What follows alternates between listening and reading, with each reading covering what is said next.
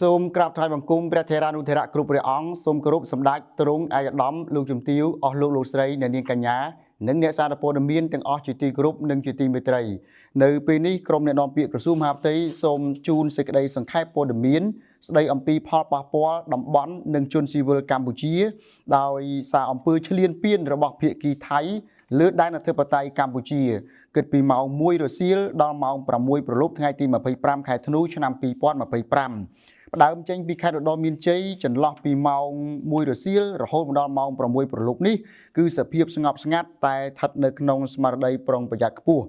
ខេត្តព្រះវិហារយោធាថៃបានបន្តវាយប្រហារលើកម្ពុជាចាប់ពីតំបន់អានសេះតំបន់ប្រាសាទព្រះវិហាររហូតដល់តំបន់មុំ3និងតំបន់ស៊ីវិលផ្សេងទៀតនៅវេលាម៉ោងប្រមាណជា3:40នាទីរសៀលយោធាថៃបន្តវាយប្រហារលើកម្ពុជាដោយបានប្រើកាំភ្លើងធំផ្លោងចូលមុខផ្សារស្រអែមឃុំស្រអែមស្រុកជាំខ្សានដែលជាតំបន់ប្រជាពលរដ្ឋរស់នៅប្រកបមុខរបរចិញ្ចឹមជីវិតជាអចិន្ត្រៃយ៍នាំឲ្យមានផលប៉ះពាល់ផ្លូវមួយគោលដៅខេត្តបន្ទាយមានជ័យយោធាថៃបន្តវាយប្រហារលើកម្ពុជាដោយផ្លោងគ្រាប់និងប្រើផ្សែងពុលចូលភូមិជោគជ័យនិងភូមិព្រៃច័ន្ទឃុំអូបេជាន់ភូមិកូនត្រីឃុំកោបស្រុកអូជ្រៅយោធាថៃបន្តផ្លោងគ្រាប់ចូលភូមិសាស្ត្របឹងត្រកួននិងផ្នែកខ្លះនៃឃុំគោករមៀតឃុំគំរូស្រុកថ្មពួកយោធាថៃបន្តផ្លោងគ្រាប់ចូលភូមិសាស្ត្រឃុំបឹងបេងស្រុកម៉ាឡៃភូមិនិមិត្ត3និងភូមិថ្មសិនសង្កាត់និមិត្តក្រុងប៉ោយប៉ែតដែលជាតំបន់ប្រជាពលរដ្ឋស៊ីវិលរស់នៅប្រកបមុខរបរជាអចិន្ត្រៃយ៍យោធាថៃបន្តផ្លោងគ្រាប់ចូលឃុំតាបែនស្រុកស្វាយជ័យវីរយុទ្ធជនជួរមុខកម្ពុជាឈរជើងយ៉ាងរឹងមាំអង្អាចជាងជ័យដើម្បីការពារដែនអធិបតេយ្យកម្ពុជាតាមច្បាប់អន្តរជាតិផលប៉ះពាល់បណ្ដាលឲ្យខូចខាតផ្ទះសម្បែងប្រជាពលរដ្ឋស៊ីវិលចំនួន15ខ្នងខេត្តពោធិ៍សាត់យោធាថៃបន្តពង្រាយកម្លាំងថ្មើរជើងនិងរថក្រោះនៅជុំវិញអគារក្រុមហ៊ុនឯកជនព្រមទាំងធ្វើលេនដ្ឋាននៅក្នុងឃុំថ្មដាស្រុកវាលវែងយោធាថៃបន្តប្រើដ្រូនទម្លាក់គ្រាប់នៅភូមិសាស្ត្រអូភ្លុកដំរីវីរយុទ្ធជនជួរមុខកម្ពុជាឈរជើងយ៉ាងរឹងមាំអង្អាចជាងជ័យរងចាំបទបញ្ជាការពារដែនអធិបតេយ្យរបស់កម្ពុជាស្របតាមច្បាប់អន្តរជាតិខេត្តបាត់ដំបងយោធាថៃបន្តវាយប្រហារលើកម្ពុជាដោយផ្លោងគ្រាប់ប្រភេទ105មីលីម៉ែត្រចំនួន33គ្រាប់ចូលភូមិទឹកថ្លាឃុំអង្គរបានស្រុកសំពៅលូនប៉ះពាល់បណ្ដាលឲ្យខូចផ្ទះសម្បែងប្រជាពលរដ្ឋចំនួន1ខ្នងខេត្តកោះកុងនិងខេត្តបៃលិនសភាពការស្ងប់ស្ងាត់ក្នុងស្មារតីប្រុងប្រយ័ត្នជារួមគិតចាប់ពីម៉ោង1រសៀលរហូតមកដល់ម៉ោង6ព្រលប់ថ្ងៃទី25ខែធ្នូឆ្នាំ2025នេះអំពើឈ្លានពានរបស់រដ្ឋាភិបាលនិងយោធាថៃជាពិសេសការផ្លោងនិងទម្លាក់គ្រាប់គ្រប់ប្រភេទគ្រប់ទម្រង់ចូលតំបន់ស៊ីវិលបានបណ្ដាលឲ្យមានផលប៉ះពាល់យ៉ាងធ្ងន់ធ្ងរដូចខាងក្រោម 1. ករណីពលរដ្ឋស្លាប់និងរបួសថ្មីគ្មានគិតសរុបចាប់ពីថ្ងៃទី7ខែធ្នូមកដល់ពេលនេះមានពលរដ្ឋស្លាប់ចំនួន30នាក់និងរបួសចំនួន88នាក់ 2. ករណីពលរដ្ឋនៅជំរំភាសឹក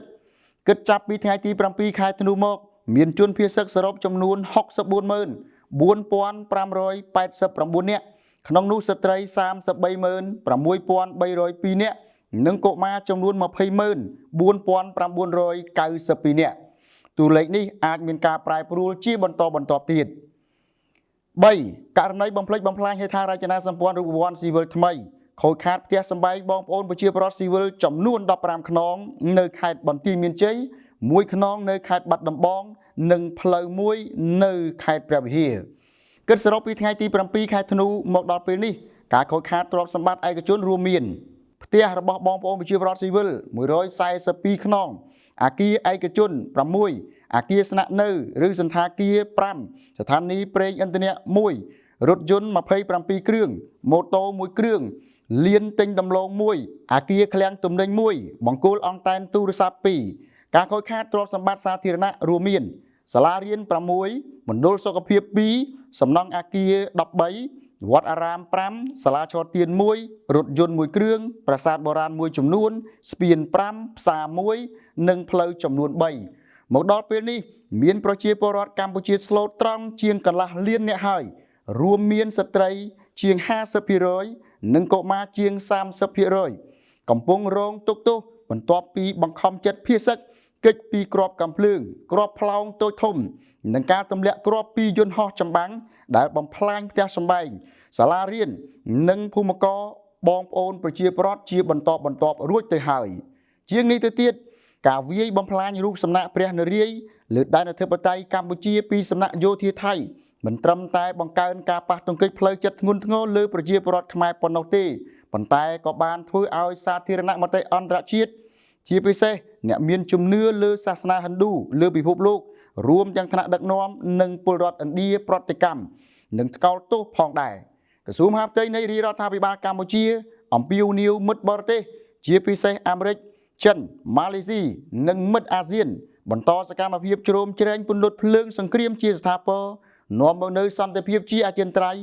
ដែលជាបំណងប្រាថ្នាតាំងពីដើមរបស់កម្ពុជាដោយជំហរកម្ពុជាក្នុងកិច្ចប្រជុំពិសេសរដ្ឋមន្ត្រីការបរទេសអាស៊ានបញ្ជាក់ថាកម្ពុជាចង់ដោះស្រាយជម្លោះការកំណត់ខណ្ឌសីមាព្រំដែនតាមរយៈមធ្យោបាយសន្តិវិធីស្របតាមច្បាប់អន្តរជាតិសន្ធិសញ្ញាមិត្តភាពនិងសហប្រតិបត្តិការនៅអាស៊ីអាគ្នេយ៍ព្រមទាំងសន្ធិសញ្ញានិងយន្តការដែលមានស្រាប់ក្រសួងមហាផ្ទៃនៃរាជរដ្ឋាភិបាលកម្ពុជានៅតែបន្តកត់ត្រាទុកដោយក្តីមោទនៈយ៉ាងក្រៃលែងបំផុតដែលកូនខ្មែរគ្រប់រូបបានកំពុងបន្តវិញស្មារតីប្រគាកស្មាគាំទ្រយុទ្ធសាស្ត្រការពារជាតិរបស់សម្ដេចតេជោហ៊ុនសែននិងសម្ដេចធិបតីហ៊ុនម៉ាណែតមហាកម្លាំងសាមគ្គីនេះបានផ្ដល់ធម៌ពលដ៏មហិមាជូនវីរៈយុទ្ធជនការពារដែនដីជួរមុខមានកងយុទ្ធពលខេមរៈភូមិន្ទនិងនគរបាលការពារព្រំដែនដែលកំពុងប្រយុទ្ធការពារបូរណភាពទឹកដីយ៉ាងអង្អាចជាងជ័យ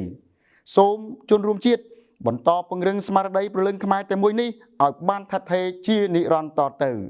សូមក្រាបថ្វាយបង្គំលានិងសូមគោរពលា